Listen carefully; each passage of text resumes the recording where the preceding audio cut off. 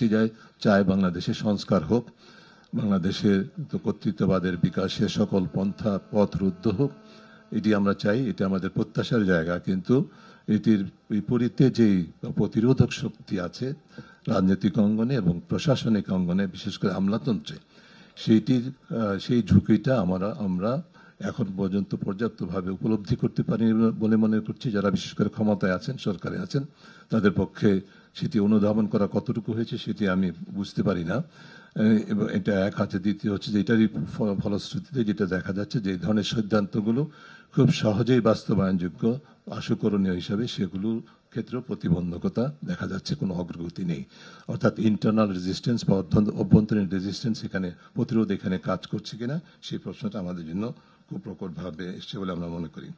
সরকারের আরও দু একটি বিষয় বলে আমি শেষ করি। সরকারের শুরু থেকেই, অন্তর্বর্তীকালীন সরকারের এক ধরনের সুচিন্তিত কৌশল বা রোড ম্যাপ ছিল না। তাদের উপরে যে অর্পিত দায়িত্বগুলো কীভাবে বাস্তবায়ন করবেন সেটা খুব কৌশলগত দৃষ্টিভঙ্গিতে সময়াবদ্ধ রোড ম্যাপ তৈরি করে করা হয়নি, যেটি হয়তো বা সময়ের প্রেক্ষিতে তখন সেটাকে এইভাবে অ্যাডহক ভিত্তিতে পরিচালিত হয়েছে, যার ফলে যেটা দেখা গেছে অনেক সময় অনেক সিদ্ধান্ত গৃহীত হয়েছে, সেটি একবার গৃহীত হয়ে আবার পরবর্তীতে সেগুলোতে চাপের মুখেই হোক বা নিজেদের ভুল অনুধাবন করার কারণেই হোক, সেগুলোর থেকে সরে আসতে সরকার বাধ্য হয়েছে, যেগুলো অনেক সময় নেতিবাচক দৃষ্টান্ত স্থাপন করেছে। আমাদের প্রতিবেদনে আপনারা শুনেছেন, আমরা আপনাদের সাথে আগেও বলেছি, যেমন পাঠ্যপুস্তক কারিকুলাম কমিটি যেটা করা হয়েছিল সেটা যে তাকে বাতিল করা হয়েছিল, বা এই ধরনের যে সিদ্ধান্তগুলো, পাঠ্যপুস্তক থেকে গ্রাফিতি সরিয়ে ফেলা, এই ধরনের সিদ্ধান্তগুলো যে সরকারের পেছনে যে শক্তি, সেই শক্তিগুলোর চাপে, বিশেষ করে যেহেতু কৌশলগত অবস্থানে সরকার সবসময় থাকতে পারে নাই, নারী কমিশনের প্রতিবেদন সম্পর্কে যে প্রতিবাদ বা প্রতিরোধ, যে ধরনের অভূতপূর্ব ন্যাক্কারজনক প্রতিবাদ হয়েছে, প্রতিবেদন ফেলে দিতে হবে, প্রত্যাখ্যান করতে হবে, কমিশন বাতিল করতে হবে, এই ধরনের দাবির মুখে সরকার কিন্তু সুনির্দিষ্টভাবে কোনো অবস্থান গ্রহণ করতে পারে নাই, সুস্পষ্ট অবস্থান গ্রহণ করতে পারেনি, যার ফলে সরকারের দুর্বলতার দিক থেকে প্রকাশিত হয়েছে। অন্য দিক থেকে যেটা দেখা গেছে, এই ধরনের প্রবণতাটা আরও বৃদ্ধি পেয়েছে, এক ধরনের ব্যাড প্রেসিডেন্স প্রাতিষ্ঠানিক রূপ লাভ করেছে বলে আমরা মনে করছি। আইন শৃঙ্খলার পরিস্থিতি সরকারের সবচেয়ে দুর্বলতম ক্ষেত্রগুলোর মধ্যে একটি, সেটি এখনো পর্যন্ত বলবো যে সত্যিকার অর্থেই নিয়ন্ত্রণে আছে বা একটা ইতিবাচক অবস্থায় আছে, সেটি বলার মতো কোনো সুযোগ নেই। অন্যদিক থেকে কিছু কিছু ক্ষেত্রে অর্থনৈতিক খাতে, বিশেষ করে ব্যাংকিং, আর্থিক খাতে ইতিবাচক পরিবর্তন হয়েছে, যেটি স্বীকৃতি আমাদেরকে দিতেই হবে। অত্যন্ত সংকটময় একটা খাত, সংকটে জর্জরিত একটি খাত ছিল ব্যাংকিং আর্থিক খাত, সেই খাতকে টেনে তোলা সম্ভব হয়েছে মোটামুটি একটা জায়গায়। এখনও যদিও সংকট প্রচুর আছে, যেগুলো আমাদের প্রতিবেদনে আছে, আপনারা সেটা লক্ষ্য করেছেন। তা সত্ত্বেও ইতিবাচক অগ্রগতি আমরা দেখতে পেয়েছি। তবে অন্যদিক থেকে আবার কর্মসংস্থান এবং বিশেষ বিনিয়োগ পরিবেশ, বাংলাদেশের বিশ্ব অভ্যন্তরীণ এবং আন্তর্জাতিক বিনিয়োগ পরিবেশের ক্ষেত্রেও ইতিবাচক তেমন কোনো অর্জন আমরা লক্ষ্য করতে পারিনি।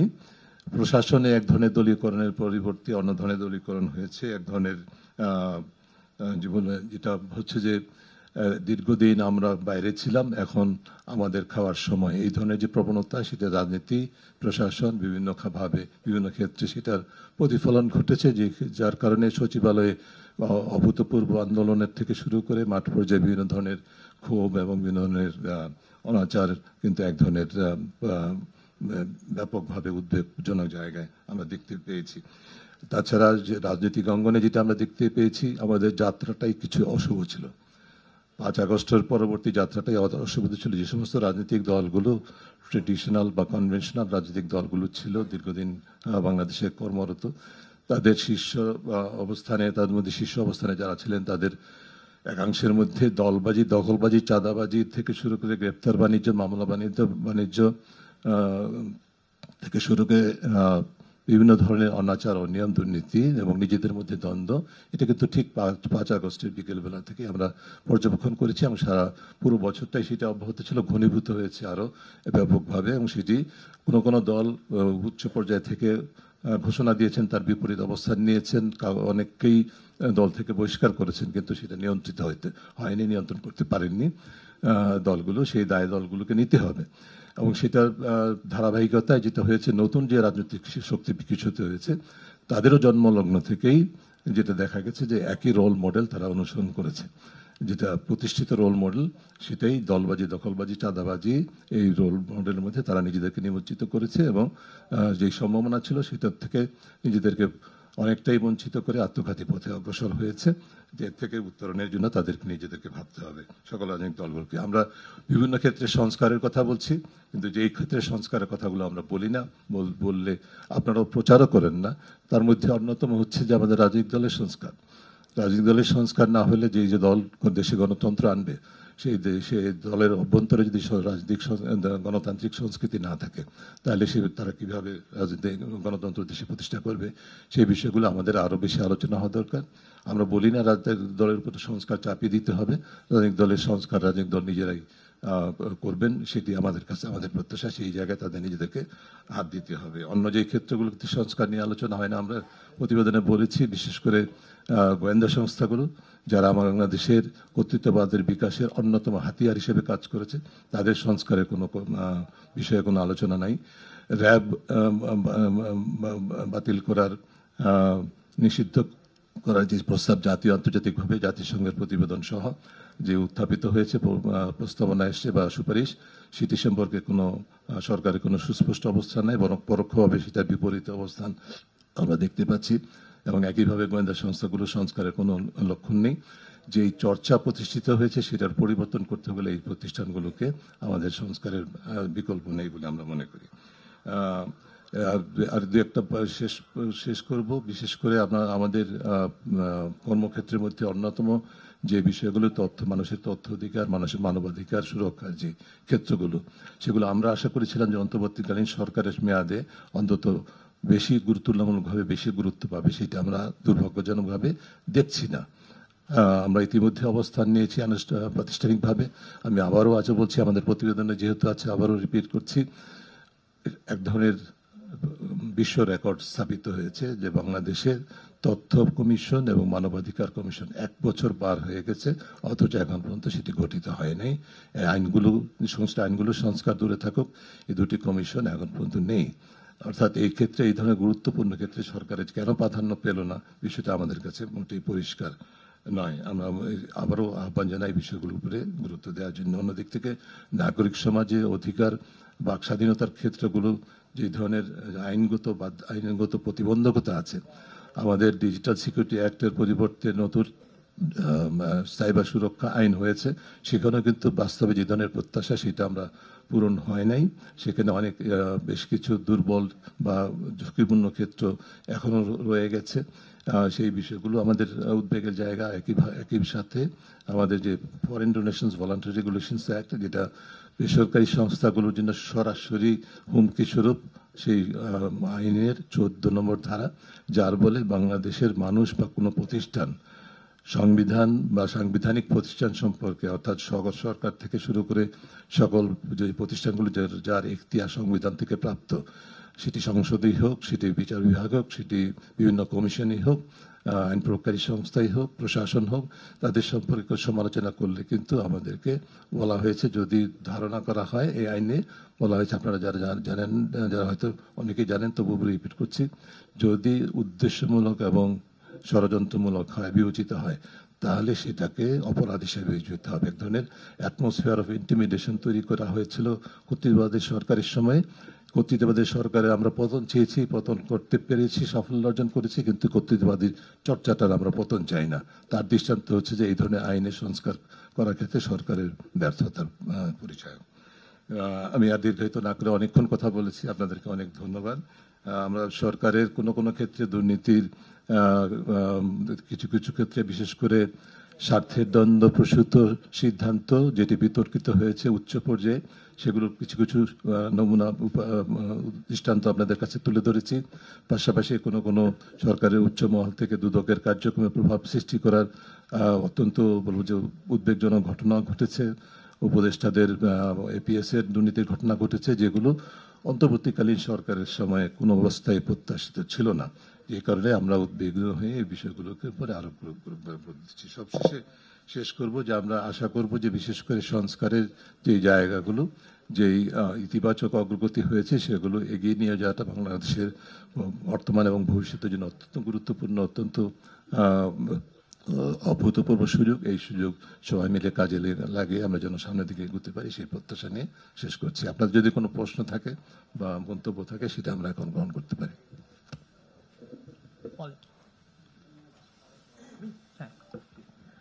আমার নাম আলামিন হোসেন, আমি ইন্ডিপেন্ডেন্ট টেলিভিশনে কাজ করি। আমার মূলত দুটি প্রশ্ন। একটি হচ্ছে যে জাতীয় ঐক্যমত্য কমিশনের কথাটা যে বলা হলো, সেখানে আমরা যদি 2008 সালের ভোটের দিকে তাকাই, সেখানে 30% ভোট আওয়ামী লীগ পেয়েছিল, এবং কেউ কেউ বলে থাকে যে 30% ভোট আওয়ামী লীগের রয়েছে। আওয়ামী লীগকে বাদ দিয়ে কি আসলে জাতীয় ঐক্যমত্য প্রতিষ্ঠা করা সম্ভব কিনা, এক। আর নাম্বার 2 হচ্ছে যে আওয়ামী লীগ এবং ছাত্রলীগের যে নিষিদ্ধ করা হলো, সেটি বিচারের আগে নিষিদ্ধ করা হলো কিনা, এইটি একটি বিষয়, মানে বিচারের আগে বিচার করা হলো কিনা। ধন্যবাদ।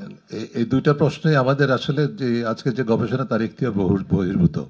আমি যেটা বলতে চাই যে ঐকমত্য কমিশন যে ম্যান্ডেট নিয়ে কাজ করেছে, সেই ম্যান্ডেটের মধ্যে যে রাজনৈতিক দলগুলো সরকার কর্তৃক চিহ্নিত হয়েছে তাদের সাথে ঐকমত্য কমিশন কাজ করেছে, এর বাইরে যাওয়ার কোনো সুযোগ ছিল না। ঠিক আছে। আমার নাম গোলাম মর্তুজা, আমি bdnews24.com এ কাজ করছি। আমার প্রশ্ন, আমি একটু বসে বলি, ওরা মনে হয়। অবশ্যই। আমার প্রশ্নটা হচ্ছে যে এখানে আপনারা বলেছেন যে নির্বাচন নিয়ে অন্তর্বর্তী সরকারের কোনো সুস্পষ্ট রোডম্যাপ না থাকার কারণে রাজনৈতিক অস্থিরতা তৈরির সুযোগ সৃষ্টি হয়েছিল, উনি যেটা বলেছেন। তো আসলে এখন পরিস্থিতিটা কি? এখন কি সেই সুযোগটা রয়ে গেছে, নাকি সেটা এখন স্থিরতা এসেছে? আর দ্বিতীয় প্রশ্নটা হচ্ছে যে এখানে একটা বিষয় হচ্ছে যে সরকারের পৃষ্ঠপোষকতায় রাজনৈতিক দল ব্র্যাকেটে কিংস পার্টি গঠনের অভিযোগ তারা পেয়েছেন। এই বিষয়টা যদি একটু বলতেন, কিংস পার্টি আসলে কারা? এটা আমরা সবাই জানি, এটা গোপন করার কিছুই নাই। যেটি জাতীয় নাগরিক পার্টি, তার সম্পর্কে বলা হয় যে কিংস পার্টি, কারণ এর সাথে সহযোদ্ধা বা সহযাত্রী হিসাবে যারা আছেন তাদের মধ্যে 2 জন বোধহয় সরকারে এখন আছেন, সেই হিসাবে কিংস পার্টি হিসাবে অভিহিত করা হয়। এটি নিশ্চয়ই সরকারের জন্য যেরকম বিব্রতকর, কিংস পার্টি বলে যাদেরকে বলা হচ্ছে তাদের জন্য বিব্রতকর। আর আপনার যে প্রথম প্রশ্নটা ছিল যে নির্বাচনী পরিস্থিতি দৃশ্যত এখন তো মোটামুটি একটা টাইম লাইন আছে, কাজেই সবারই দৃষ্টি সেদিকে, ফেব্রুয়ারিতে হয়তো নির্বাচন হবে। আমরা আশা করব, ধারণা করব যে সেটাই বজায় থাকবে। পথটা খুব যে সহজ না, এর মধ্যেই খুব অস্থিতিশীলতা যে হবে না, রাজনৈতিক বা অন্য ধরনের অস্থিতিশীলতা হবে না সেটা বলা কঠিন। তবে আমি দৃঢ়ভাবে বিশ্বাস করি যে আমরা নির্বাচন দিকে যাচ্ছি, এটা এ নিয়ে বিষয়ে কোনো সন্দেহের অবকাশ নেই। আর কারো কোনো প্রশ্ন দেখছি না, তাহলে আমরা শেষ করি। বলেন।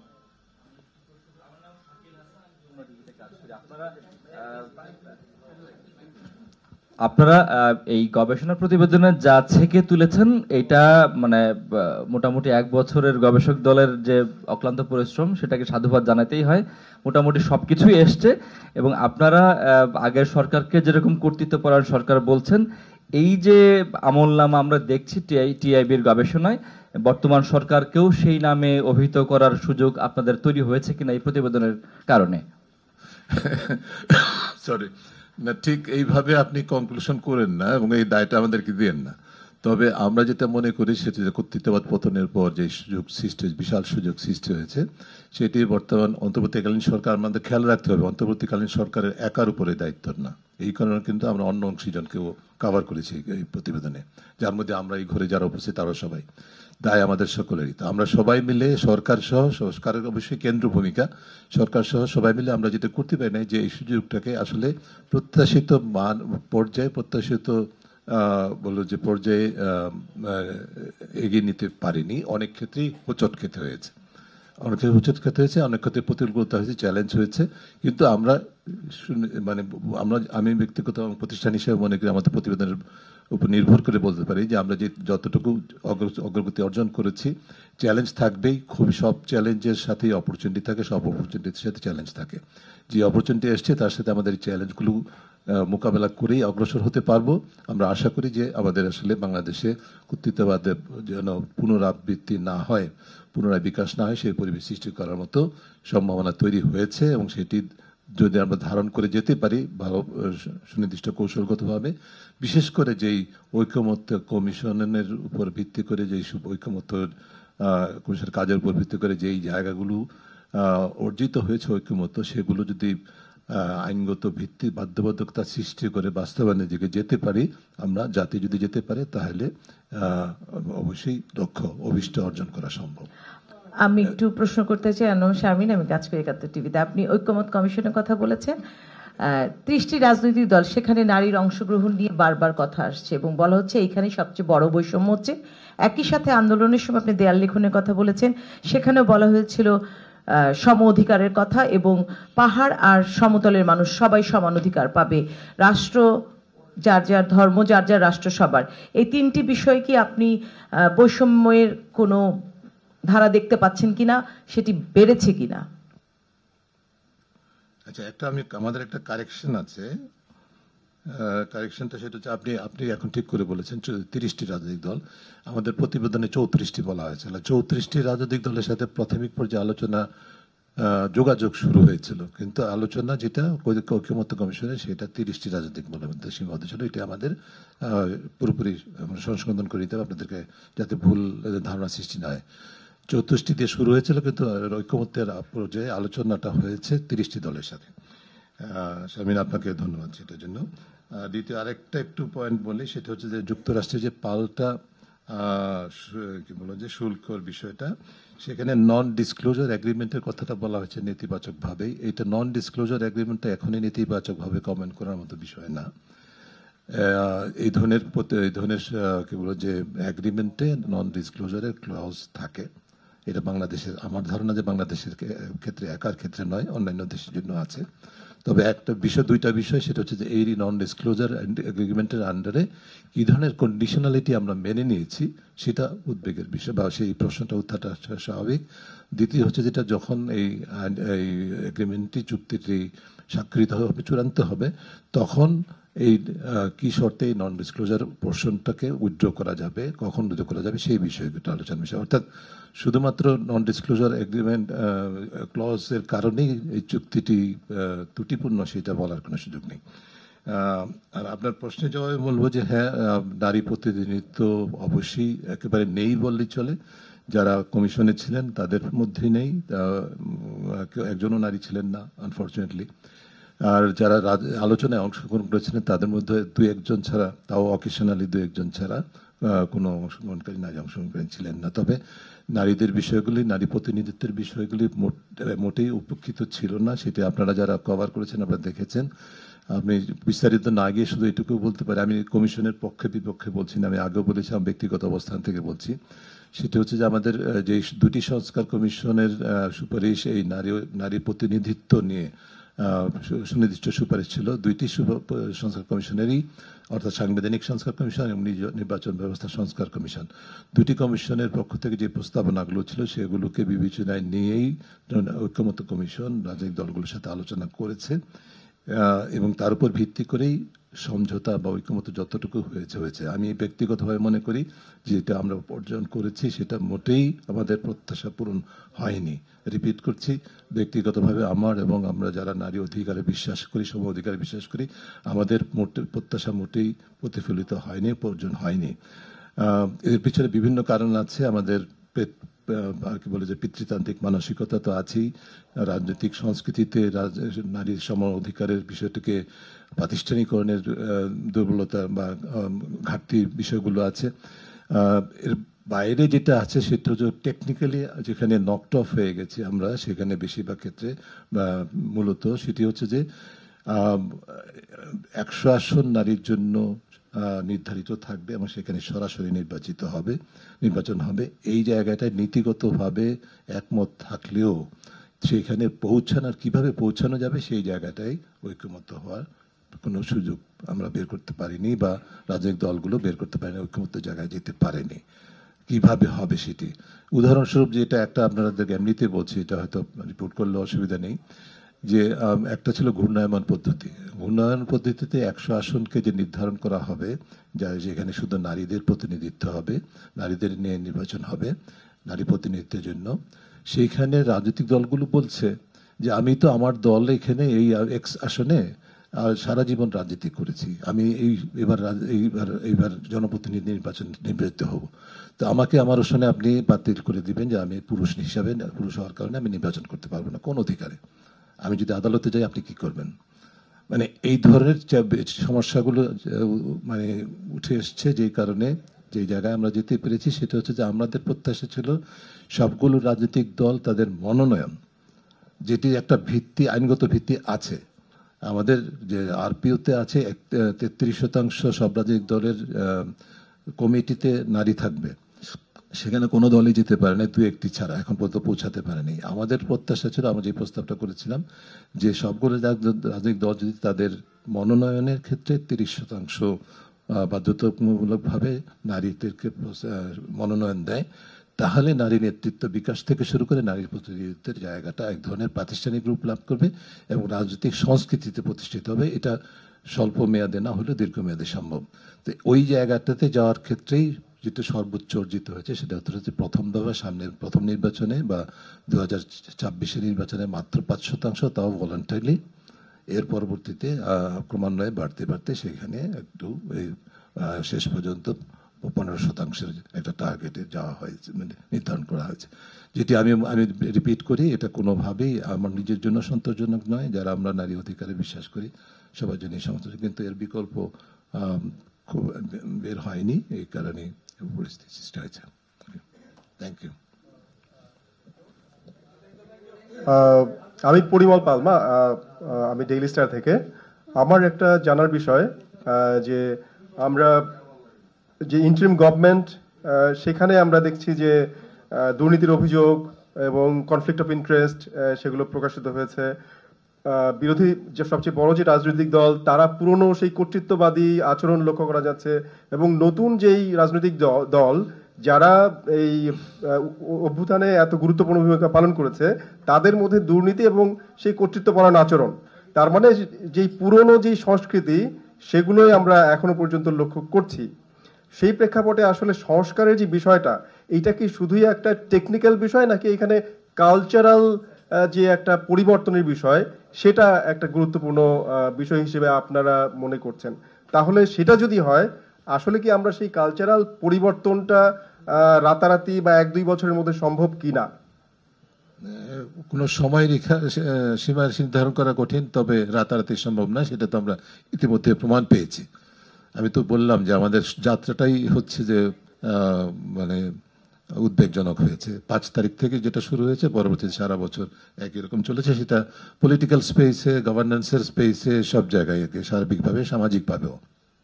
সাধারণ মানুষ যারা যারা আন্দোলনে অংশগ্রহণ করেই হোক বা প্রত্যক্ষ পরোক্ষ সমর্থনের কারণেই হোক নিজেদেরকে অতি ক্ষমতায়িত ভাবছেন, তারাই কিন্তু আপনার এমন আচরণ, মানে এই ধরনের বিভিন্ন ধরনের অনিয়ম দুর্নীতিতে জড়িয়ে পড়ছেন এবং বলপূর্বক তাদের অবস্থানটাকে প্রতিষ্ঠিত করার চেষ্টা করছেন, চাঁদাবাজি থেকে শুরু করে বিভিন্ন ধরনের। এটা একটা সাংস্কৃতিক বিপ্লবের দরকার আমি মনে করি।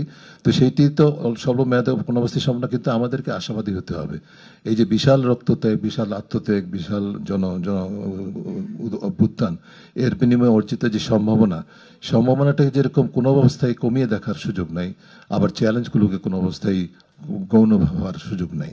এই দুইটাকেই সমানভাবে বিবেচনা করে আমাদের, যদি আমরা পুরো জাতি হিসাবে যে কৌশলগতভাবে একটা জায়গায় যদি ঐক্যমত্য থাকে আমাদের, যে আমরা যাই করি না কেন এই ধরনের কর্তৃত্ববাদের যেন আর বিকাশ না হয়, এর সুযোগে আমাদের এই অনৈক্য বলেই আমাদের অনিয়ম দুর্নীতি, বিকাশমান দুর্নীতি, স্বেচ্ছাচারিতা, বিভিন্ন ধরনের বাণিজ্য, যেটা আমি বলেছি গ্রেফতার বাণিজ্য থেকে শুরু করে মামলা বাণিজ্য বলি, যাই বলি না কেন, এগুলোর চাপে যেন আমাদের এমন এক অবস্থা সৃষ্টি না হয় যে আবার কর্তৃত্ববাদের বিকাশের নতুন সুযোগ সৃষ্টি হয়। ওইটা যতটুকু আমরা প্রতিহত করতে পারবো ততক্ষণই আমাদের সম্ভাবনাটা অটুট থাকবে। আমি আশাবাদী। আমরা মনে করি যে, যেমন আমরা যদি এখন আপনার প্রশ্নের উত্তরে একটা কথাই শুধু বলি, যে জাতীয় ঐক্যমত্য যেটা ঘটিত হচ্ছে, যে সনদটা প্রণীত হচ্ছে, সেই সনদটা পুরো জাতির সনদ, পুরো জাতির অঙ্গীকার, পুরো জাতির আইনগত বাধ্যবাধকতা। সেখানে রাজনৈতিক দলগুলো যারা ক্ষমতায় থাকবেন, ক্ষমতার বাইরে থাকবেন, তাদের বাধ্যবাধকতা, এবং এর বাইরে পাশাপাশি অন্য যে প্রতিষ্ঠানগুলো হবে সবগুলো প্রতিষ্ঠানের বাধ্যবাধকতা, সরকার সার্বিকভাবে বাধ্যবাধকতা, এবং একইভাবে আমাদের প্রত্যেকটা নাগরিকের বাধ্যবাধকতা হবে। যে আমাদের প্রত্যেকটা নাগরিকের হাতে একটা বিরাট হাতিয়ার হবে, যে এই সনদটি আপনি স্বাক্ষর করেছেন, আপনি কেন বাস্তবায়ন করবেন না। এই সৎ সাহস নিয়ে, এই অঙ্গীকার নিয়ে প্রতিটি মানুষ যদি আমরা যদি, যেটি দৃষ্টান্ত এই দেশের মানুষ দেখিয়েছে জুলাই আগস্টে, যে তারা রুখে দাঁড়িয়েছে। আমি মনে করি যে এই রুখে দাঁড়াতে যে 54 বছর লেগেছিল, নেক্সট টাইম যেটা শুধু হয় যে একই অবস্থার সৃষ্টি হলে 54 দিনও হয়তো লাগবে না, এদের দেশবাসী আবার হয়তো রুখে দাঁড়াবে, সেই অবস্থার পরিবর্তন হতে পারে। ধন্যবাদ। আমি নিখিল ভদ্র কালের কণ্ঠ থেকে বলছি। আমার একটু জানার আগ্রহ, আপনার এখানে মব পরিস্থিতির কথা আসছে, মব সন্ত্রাসের কথা আসছে। আগামী নির্বাচনে মব সন্ত্রাস কোনো প্রভাব ফেলবে বলে মনে করেন কিনা? নির্বাচন কেন, সার্বিকভাবেই পুরো বিষয়টা উদ্বেগজনক। মব সন্ত্রাস তথাকথিত, এটাকে যেভাবে বলি না কেন, এটা অবশ্যই অগ্রহণযোগ্য। একটা এই যে আন্দোলনের যে নেতিবাচক মানে বহিঃপ্রকাশ, মানে ক্ষমতা, আমি যেটা আগে বলেছিলাম, যারা ক্ষমতায়িত ভাবছেন মবকে শুধুমাত্র ধরেন চাঁদাবাজি করার জন্য মব সন্ত্রাস করছে বা এর মধ্যে কিন্তু সীমাবদ্ধ না।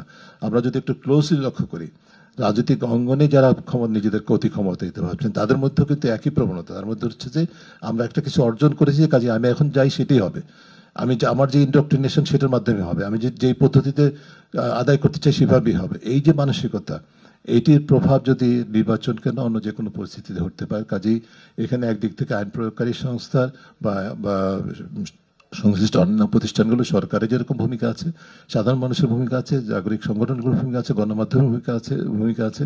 এই বিষয়গুলোকে শুধুমাত্র আইনের প্রয়োগের মাধ্যমে সম্ভব নয়, এক ধরনের জনসচেতনতার পাশাপাশি কাউন্সেলিং, পরামর্শ প্রদান থেকে শুরু করে যাতে করে এটার যে নেতিবাচক প্রভাবটা সেটা সম্পর্কে মানুষের মধ্যে সচেতনতা বৃদ্ধি করা যায় সেটি, এবং এর যে মানে এন্ড রেজাল্ট, এই ধরনের অস্থিতিশীলতার চূড়ান্ত বেনিফিশিয়ারি যে হবে কর্তৃত্ববাদ, এই জিনিসটা মানুষকে মনে করা দেওয়া, এবং তার মাধ্যমে আমি আশা করি যেটা নিয়ন্ত্রণ করা সম্ভব হবে।